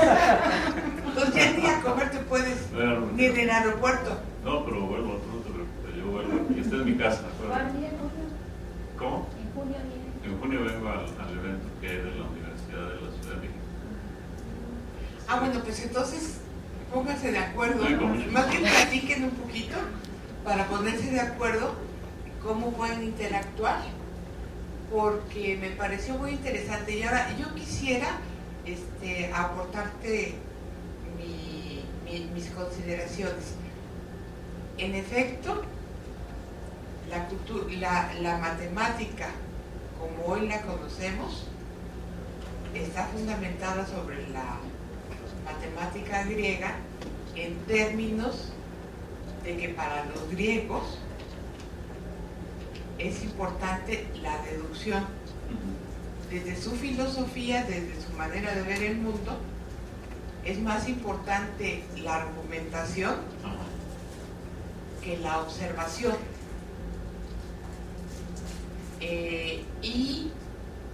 Pero bueno, las matemáticas en su principio, y ahora no lo mostraste, son esencialmente empíricas. Entonces,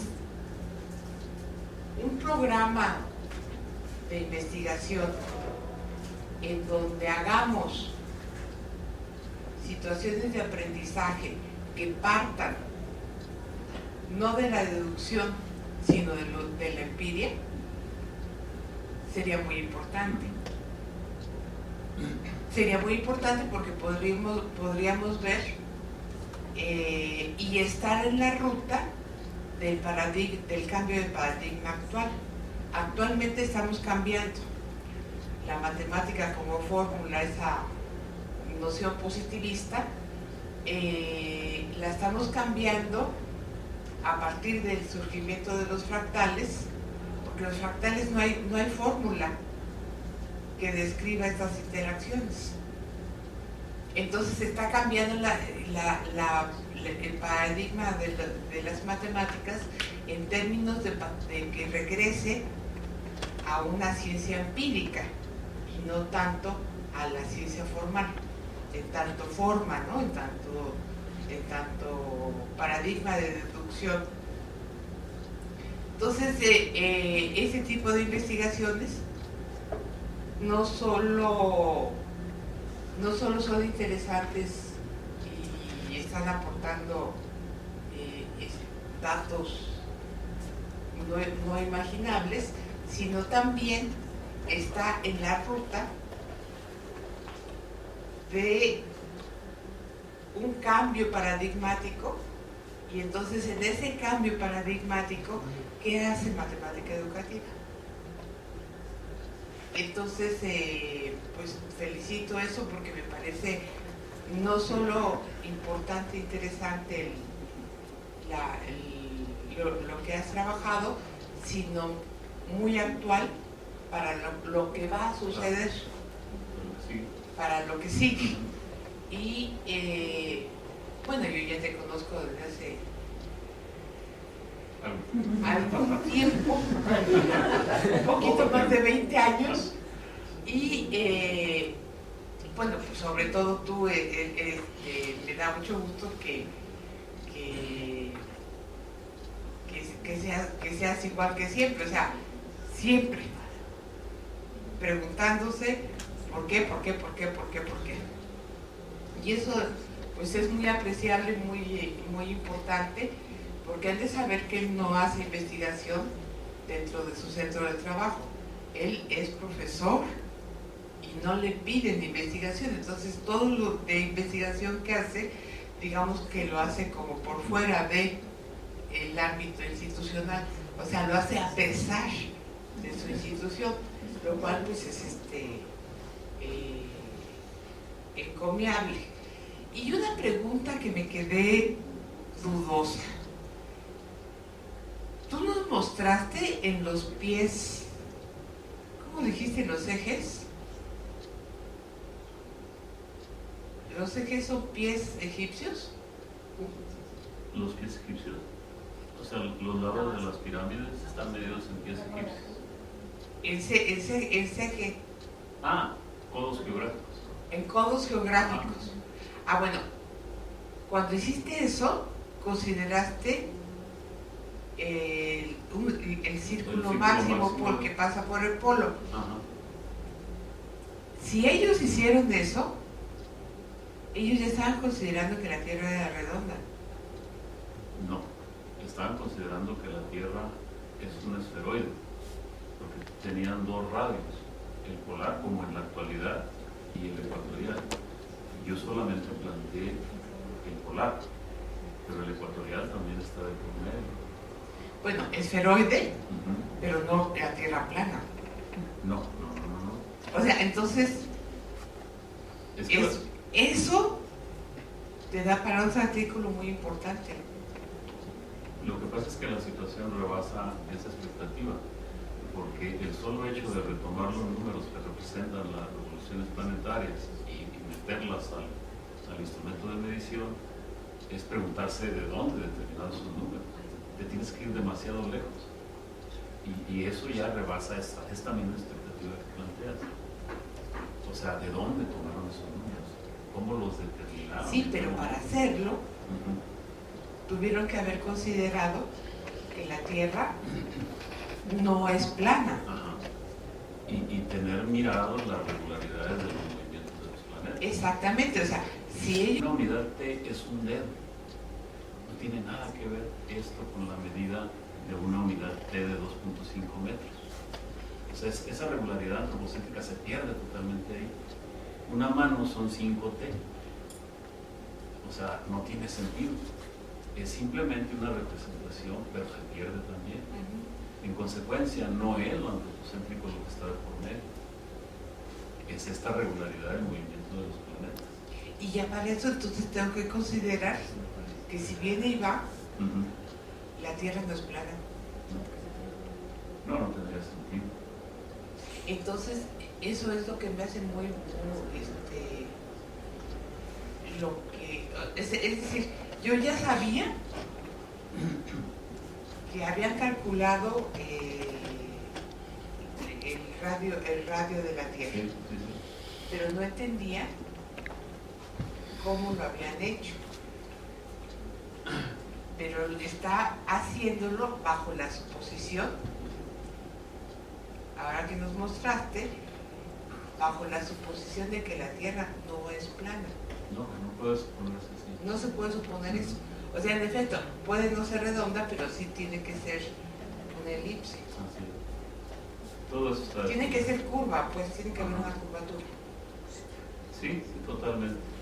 El problema es ahondar, no ir más allá. Es Sí. complejo. Y entonces, ¿cómo la... O sea, ¿cómo Galileo no estaba llegando a ningún resultado nuevo? No, por eso te digo, es que hay que hacer una revaloración de la historia de la ciencia desde esta perspectiva. Y no porque yo lo diga, simplemente porque ahí está. Los números ahí están. Como dice, la matemática no miente, ¿no? Así de sencillo. Entonces se requiere una revaloración de la ciencia desde este punto de vista, necesariamente. Y yo insisto, no solamente Galileo, Newton igual, se quedaron muy cortos. Y esto era lo que buscaban. Newton esto era lo que buscaba. Esa divinidad de las medidas del Templo de Salomón era esa. El Templo de Salomón, y le metes el codo geográfico, te quedan cosas como esas. Así de simple. Sí. Y eso es lo que no hacemos en la escuela, el tomar en cuenta la exactitud de las medidas. Las medidas para la escuela son como arbitrariedades y cosas ya dadas. Es que es bien simple. La visión que se tiene de la prehistoria es que es una ciencia aproximada a la que estaba viviéndose ahí. Es completamente falso. Falso, totalmente. Lo aproximado no tiene nada que ver con lo prehistórico. Lo prehistórico es una palabra, una época. Pero eso no tiene que ver con lo aproximado. Es como decir de los aztecas, es todo lo contrario. Los aztecas son el clímax de esta ciencia. Ahí está exageradamente desarrollada esta ciencia. Imagínate toda la herencia hasta llegar ahí. Claro. Y otra que también me llamó la atención es que no necesitas un número irracional para calcular un volumen y una superficie. Exacto. Y todo está puesto sobre que necesitas a las irracionales, entre otras cosas, para esto. Así es. Muchas gracias. No, pues gracias a ti por haber venido. Muchísimas gracias. Por resultarme Y esperamos que se repita y esperamos que estés en contacto con mucho gusto. Con las Encantado. investigaciones que tienen que ver con trigonometría. Te digo, cuando volví a casa después de 12 años que me salí a los 18, ya no me reconocían mis hermanos. Pero aquí, mira, sí me reconocen. Sigo vivo. Bueno, pues muchas gracias. Al contrario, muchas gracias a ustedes.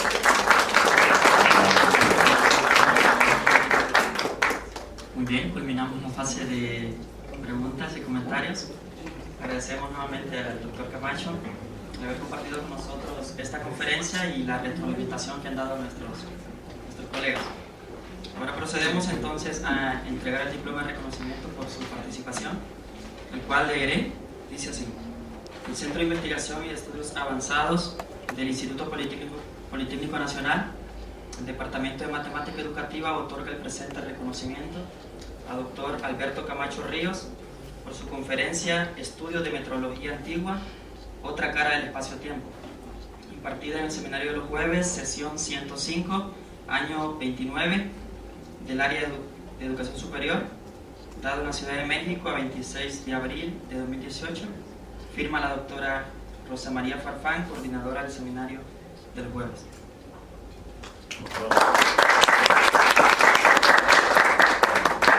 Aquí hay foto para el archivo. Para la comunidad, acerca de eventos que próximamente se llevarán a cabo: el Simposio de Matemáticas para la Formación de Ingenieros en la Ciudad de México el 21 y 22 de junio de 2018, la Reunión Latinoamericana de Matemática Educativa, RELMA 32, en Medellín, Colombia, del 2 al 6 de julio del 2018. El segundo encuentro de jóvenes investigadores de la RELME, en Medellín, Colombia, también el 1 de julio del 2018. El Congreso de Matemática Educativa COME en Honduras, del 12 al 14 de julio del 2018. Y el 13º Congreso Argentino de Educación Matemática, del 11 al 13 de octubre del 2018.